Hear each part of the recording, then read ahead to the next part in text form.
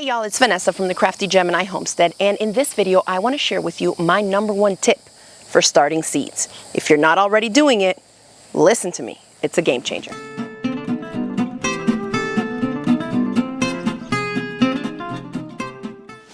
All right, so by now you probably already know I like to start growing stuff here on my homestead from seed.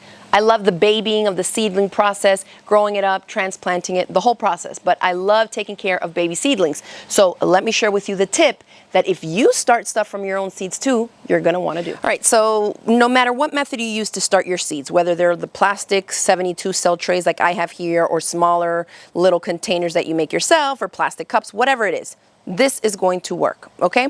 So I'm going to give you an example here. These are some starts, right? Some little seedlings that I have that are creeping up already and have germinated for flowers and things like that.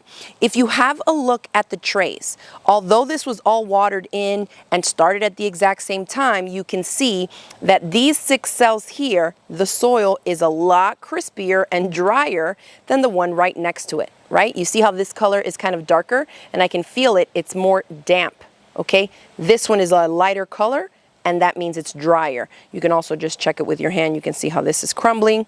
So even though they're all start at the same time and we try and water evenly, this will occur, okay? Some cells will be drier than others. And so my tip for you is that instead of using something like this that you connect to your hose, these wands that we use, or even the watering cans that have a bunch of holes in them, you want to use something that has a narrower spout so that you can water 1 cell at a time for these situations where you have, like in this one is still pretty wet, this one a little bit, but these guys here in the middle are a little drier. These probably could stand to be watered as well. So where you want to really focus the water in on a specific plant, seedling, seed, or cell, using some type of a watering can with a narrow tip for the water to come out is really going to be a game changer for you. Let me show you one of the ones I like to use. All right, so here it is. This is one of the ones. It's super cute and little, but you can see that the spout is nice and small and narrow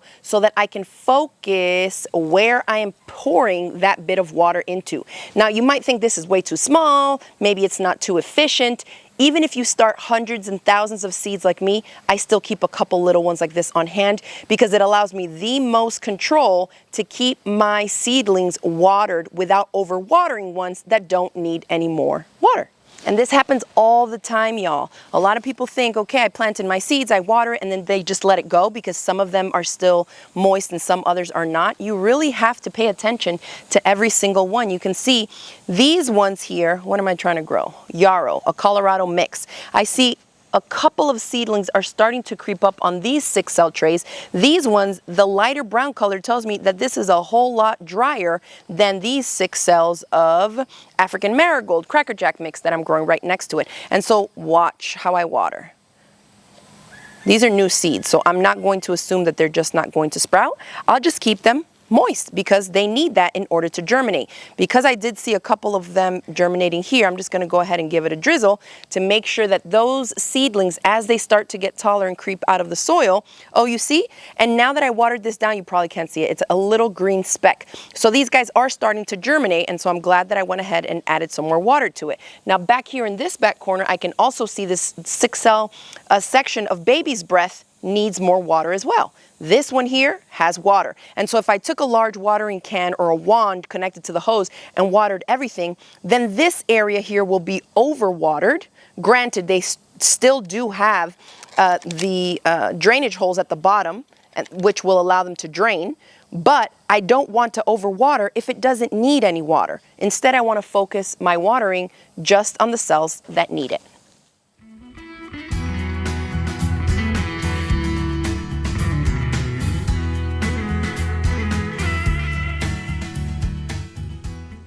Now, another reason I like to use something with a small spout here, and it could be a little water bottle, it could be whatever, but I'm just wanting to show you how I use this and why it works. I don't end up overwatering anything.